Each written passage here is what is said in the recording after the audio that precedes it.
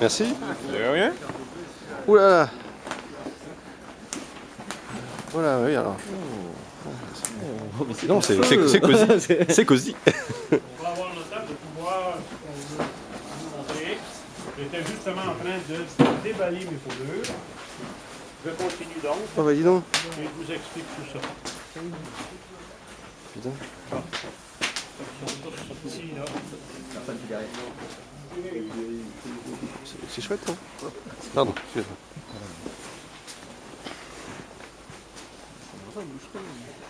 Voilà.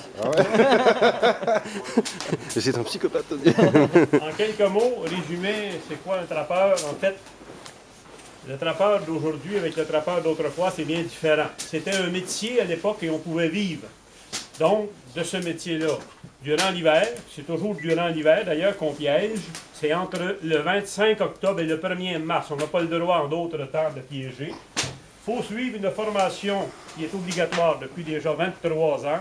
Ça s'appelle le piégeage et la gestion des animaux à fourrure. Chaque trappeur a un territoire bien délimité. Je ne peux pas aller sur le territoire de quelqu'un d'autre et quelqu'un d'autre ne peut pas venir sur mon territoire. La superficie, la grandeur d'un territoire varie d'un trappeur à l'autre. Moi, mon territoire a 160 km². On retrouve sur ce même territoire 59 lacs, dont 73 familles de castors. Le castor, c'est le plus important que tous les animaux qu'on a ici. C'est pour ça que c'est le seul pour lequel il existe un quota. Un quota, souvent les gens disent bah, c'est une limite. Une limite, ça veut dire que tu ne peux pas en prendre plus, comme l'ours. Je vous les présente tout de suite, comme ça, l'ours noir. Quand on parle d'ours noir parce qu'il n'y en a pas d'autres espèces ici. L'ours noir, sur un territoire de trappe, on a le droit à 2 par année. Ça, c'est une limite. Le castor, on a le droit à l'équivalent d'un castor par famille recensée. Donc, 73 familles, 73 castors. Je ne peux pas dépasser, mais je suis obligé. L'ours, je ne suis pas obligé d'en capturer 2. Je ne peux pas capturer plus, mais je ne suis pas obligé. Le castor, je suis obligé de capturer 75% du quota émis. En ce qui me concerne, ça représente 52-53 castors. Le but, c'est de maintenir les populations inférieures à ce que l'on appelle la capacité de support du territoire, c'est-à-dire faire en sorte qu'il y ait moins de castors que la nourriture qu'ils peuvent trouver. Limité dans ses déplacements, il est rongeur, herbivore, il ne mange pas de poisson, il ne mange pas de viande, il coupe des arbres comme le trame, c'est le faux peuplier, il coupe des jeunes bouleaux et l'aune, il se nourrit de l'écorce de ces arbres-là. Donc, si les castors sont obligés d'aller plus loin que 20 mètres de la rive, de l'eau, pour chercher leur nourriture, la plupart ne reviendront pas. Parce que leur seul moyen de défense, c'est l'eau. Donc, aussitôt qu'ils s'éloignent un peu, l'ours, le loup, j'en ai 2 ici, c'est peut-être un couple en fait, dominant, 2 loups. S'il y en a qui veulent, parce que vous n'avez pas beaucoup de temps, si vous voulez prendre des photos, oui, les loups. Ça, c'était le mâle et la femelle dominante d'une meute de loups. Le coyote, ça ressemble au loup, en plus petit, parce que les 2 adultes, le loup a le double de la taille, et il vit en solitaire comme le renard. Par contre, le loup vit en famille, en meute. Le renard, celui-ci n'est pas tanné. J'ai un renard ici, c'est un renard croisé. Ça veut dire que dans sa couleur, au niveau des épaules, on peut voir qu'il y a une croix. Ça ne veut pas dire qu'il est croisé avec un autre animal. Ici, j'ai un renard roux, c'est le plus commun, le plus connu, mais il est à l'état brut. Il est comme du carton. Il n'a pas été tanné et c'est comme ça qu'on vend nos fourrures en tant que trappeur. Toutes les fourrures que j'ai ici qui sont tannées, c'est parce que je m'en sers pour faire des rencontres comme je fais avec vous et c'est la seule façon de les conserver. Mais en tant que trappeur, mes fourrures sont vendues à l'état brut, comme toutes ces fourrures-là ici. Certaines sont commercialisées, comme le renard, la fourrure à l'extérieur, la belette, qui est brune l'été et blanche l'hiver, mais toujours le bout de la queue noire, est commercialisée la fourrure à l'intérieur. La même chose avec la loutre que je n'ai pas amenée, mais le bison. La raison, c'est que si on exposait la fourrure à l'extérieur, à la lumière ferait friser les poils. Et si elle frise, ça ne vaut presque plus rien.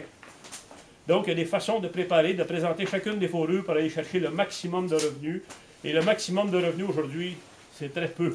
Et c'est pour ça que je dis que c'est plus un métier. On recule 50 quelques années en arrière, parce que le 1er mars, je vais terminer ma 52e année. Et pendant de nombreuses années, j'allais chercher entre 12, 15, 18, 20 000 $ de vente de fourrure à chaque hiver. Ça permettait à ma petite famille de vivre une partie de l'année. Aujourd'hui, je dois gagner suffisamment d'argent l'été à faire autre chose afin de pouvoir trapper l'hiver. L'an passé, au mois de mai, je n'ai même pas obtenu 3 000 $ de vente de fourrure. On recule 40 quelques années en arrière, 18 000 $. Aujourd'hui, la même quantité de fourrure, mieux à traiter, même pas 3 000 $. Ce qui fait que cette année, je n'ai pas envoyé aucune fourrure. Et d'autres trappeurs ont fait comme moi. En fait, si vous allez vous acheter un manteau, exemple, de Vison, vous allez avoir de la difficulté à croire ce que je viens de vous raconter, là, ce que je suis en train de vous raconter. On recule presque 50 ans en arrière, un Vison comme ça, j'ai déjà vendu 70 $, un Vison comme ça. J'ai déjà vendu 199 $ un castor. Lui aussi, il est à l'état brut, c'est comme ça qu'il est présenté. Un castor, 199 $. Au mois de mai, l'an passé, 17 castors pour 199 $. Qu'est-ce qui cause ça? Pourquoi c'est comme ça? Ah, ils font des manteaux, des trucs comme ça.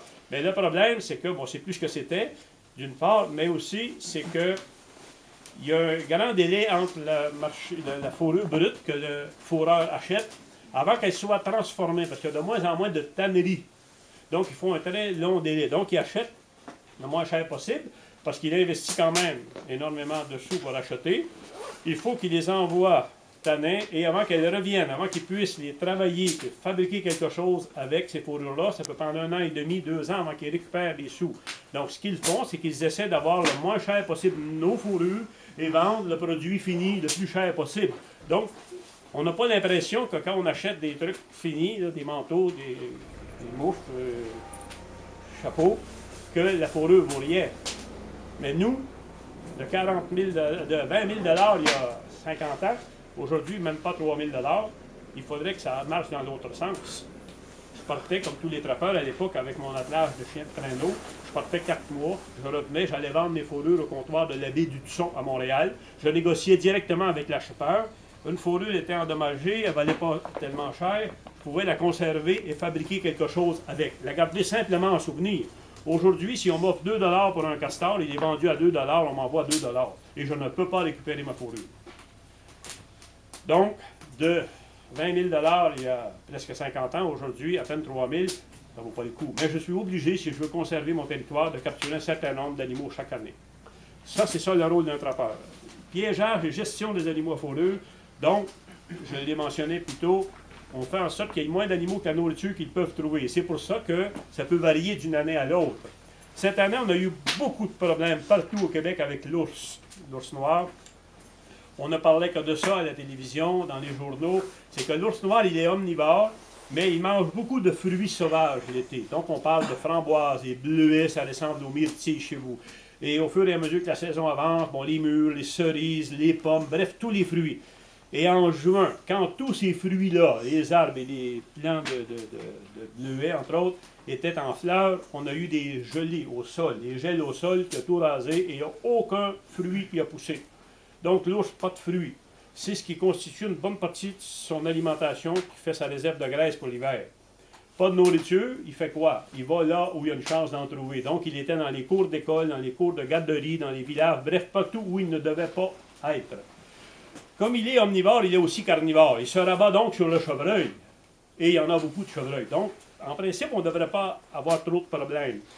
La même chose avec les loups depuis quelques années. Le problème, c'est que maintenant, les chevreuils, si on veut en voir, d'abord, vous avez juste à passer au village de Saint-Michel-des-Saints, ici, à la tombée du jour. Tous les chevreuils des environs, ils sont là. Depuis 12 ou 15 ans qu'il y a des gens qui nourrissent des chevreuils, où chaque soir, 10, 15, 20, 25 chevreuils se donnent rendez-vous dans les mangeoires pour se nourrir. Il n'y a plus de chevreuils dans le bois. Depuis que le monde existe, l'été, la principale nourriture des loups, c'est le castor. Il y a 1,5 million de castors au Québec, pas de problème. L'hiver, le chevreuil. Il y en a en quantité, il ne devrait pas y avoir de problème. Le problème, c'est qu'ils ne sont plus là où ils devraient être. Comme ils ne sont plus dans le bois, l'ours qui a tenté de se rabattre sur le chevreuil a dû se retrouver dans le village. Comme les chevreuils sont dans les villages tout l'hiver parce que les gens les nourrissent, les loups aussi viennent au village. Tout le monde veut voir les chevreuils, mais il n'y a personne qui veut voir les loups dans leur cour. L'ultimatum, on ne sait plus quoi faire, on fait appel aux trappeurs. Toute ma vie, j'ai trappé dans le bois, là où ça doit être. Mais trapper dans les villes, c'est une autre histoire, ça. Ça n'a plus rien à voir avec mon métier de trappeur. Là. Les loups, ils sont là, mais il y a les chiens. Tu rajoutes à ça des chats, des animaux domestiques. Les gens aussi. Et les premiers sur qui on va taper, c'est sur nous. Si nous rencontre avec ces pauvres petites bêtes, là, c'est donc cruel. Là. J'ai rien à foutre. J'ai passé ma vie à étudier, à observer les loups. Et mon travail consiste à former des gens aujourd'hui qui ont à travailler dans ce milieu-là, les sensibiliser de sorte que les loups doivent rester là encore. Mais non, on est prêt à payer pour s'en débarrasser. Et là, on fait appel à qui? À des trappeurs, parce qu'il n'y a personne d'autre que nous qui sommes capables de les capturer. Il y a des années de ça, en Europe, aux États-Unis, au Canada, nos bons gouvernements voulaient en faire disparaître cette espèce qu'on disait diabolique, mangeur d'hommes, ont autorisé certains trappeurs, certains chasseurs, à utiliser un poison extrêmement violent qui s'appelle la strychnine. Parce qu'on voulait l'éliminer. On voulait qu'il n'y en ait plus de loups. Je suis allé en France il y a 3 ou 4 ans. Il faut que je fasse attention. Je dis des fois 3 ans, mais il faut multiplier par 2 ou par 3. Je n'ai pas la notion du temps. J'étais allé commenter le film Le Dernier Trappeur de Nicolas Valnier. Et on me racontait là-bas, il y a 3 ou 4 ours dans les Pyrénées et il y a quelques 60 loups quelque part. Et ce qui m'avait impressionné à ce moment-là, c'est que les 3 et 4 ours des Pyrénées causaient plus de problèmes que nos 75 000 ours ici au Québec. Plus de problèmes avec les 60 loups que les 50 quelques mille que nous avons ici. Et j'étais convaincu que jamais on aurait ce genre de problème. Parce qu'on a encore ces espaces. Une meute de loups ici comprend 6 individus environ. Ils ont besoin d'un minimum 1500 km² de surface sauvage pour vivre de façon normale. Donc, comme on a encore beaucoup plus que ça, dans ma tête à moi, il n'y a aucun problème, jamais avec les loups. Tout d'un coup, depuis 2 ou 3 ans, on ne sait plus quoi faire pour... Où les mettre, ces fameux loups. Pourquoi? Parce que quelqu'un voulant bien faire a nourri les chevreuils, ils les ont sortis de leur habitat naturel pour les emmener dans les villages, dans les villes, de sorte que le loup, avant de mourir de faim, il fait n'importe quoi. Hein. Pour survivre, il va là où il y a de la nourriture. Il est prêt à n'importe quoi, même au péril de sa vie, parce que s'il n'y va pas, il va mourir de faim. Donc, on nous dit qu'il faut interdire aux gens de nourrir les chevreuils. Bon, c'est simple, là. C'est simple à dire et c'est simple à faire. Ils peuvent arrêter demain matin. Mais les chevreuils, demain soir, ils vont aller au même endroit qu'ils sont habitués d'aller. Parce que depuis 12 ou 15 ans, tous ces chevreuils-là, c'est comme des chevreuils qui ont été élevés en captivité. Parce qu'ils ne savent pas où est-ce qu'il y a de la nourriture ailleurs que dans les mangeoires. Ils sont habitués d'aller là où c'est facile. Et ça déforme toute la chaîne de l'écosystème. Donc, ça a des répercussions incroyables. Et en ce qui concerne l'ours, de 75 000, les dernières statistiques du mois de juillet, j'ai l'impression que déjà, maintenant, il y en a plus de la moitié qui sont disparus. Et le printemps prochain, ceux qui vont survivre à l'hiver avec une réserve de graisse comme ça, plutôt que comme ça, quand ils vont sortir, ils vont être très tôt, il n'y aura pas de nourriture, et là, ils vont être dangereux, parce qu'ils vont essayer d'attraper tout ce qu'ils vont pouvoir trouver. On regarde à Haïti ce qui se passe là. Il y en a qui sont prêts à tuer, il y en a qui sont prêts à se faire tuer par un peu de nourriture, un peu d'eau. Hein. Ça fait 4 ou 5 jours que tu n'as pas bu. Là. Il y a une bouteille d'eau qui passe devant toi. Là. On est 10, on va tous vouloir l'avoir, je suis certain de ça. Et là, c'est plus question d'intelligence. Là, c'est ton instinct de survie qui prend le dessus. Même nous. Si je suis là aujourd'hui pour raconter un peu ces choses-là, c'est pas que j'ai passé 50 ans de ma vie à avoir des aventures extraordinaires. J'en ai eu. Mais j'ai eu des mésaventures. Il m'est arrivé des choses, des situations, tu es laissé qu'à toi-même. Il n'y a personne d'autre que toi qui peut te sortir d'une telle situation. Donc, c'est ton instinct de survie là, qui prend le dessus, au même titre que tous ces animaux-là. Parce que si tu ne réussis pas, il n'y a personne qui va t'aider. J'ai fait ça toute ma vie, donc je sais très bien ce qu'ils peuvent ressentir quand on vient détruire leur habitat. Un problème avec les loups, présentement aussi, c'est que depuis 50 ans, nos bons gouvernements permettent aux entreprises forestières de dévaster nos forêts. Des coupes à nu, des coupes à blanc, des milliers de kilomètres de forêt sont disparus. C'est leur maison, ça. On s'en fout. La seule chose qui intéresse ces gens-là, c'est ça. On s'en fout jusqu'au jour où on a un problème. Mais ce n'est pas de leur faute. C'est de la faute de tout le monde, sauf de leur faute à eux. Et tout ce qui les intéresse, c'est l'argent. Donc, en désespoir de cause, on arrive aux trappeurs. Donc, des trappeurs, ça existe toujours. Je trappe encore avec le même enthousiasme, la même passion que je l'ai fait il y a 50 ans, même si je savais très bien cette année que ça ne me permettrait pas d'aller chercher de l'argent pour faire vivre ma famille. D'ailleurs, je n'ai pas vendu, puis je ne vendrai pas mes fourrures. Et à 3 000 $ pour toutes mes fourrures dans l'hiver, c'est pas vendu, c'est donné. Donc, peut-être que je vais les faire tanner, puis je vais les offrir en cadeau à n'importe qui, mais je vais les donner à qui je veux. Quelqu'un me disait, il faut voir ça comme la pêche, la chasse. un sport, une activité agréable.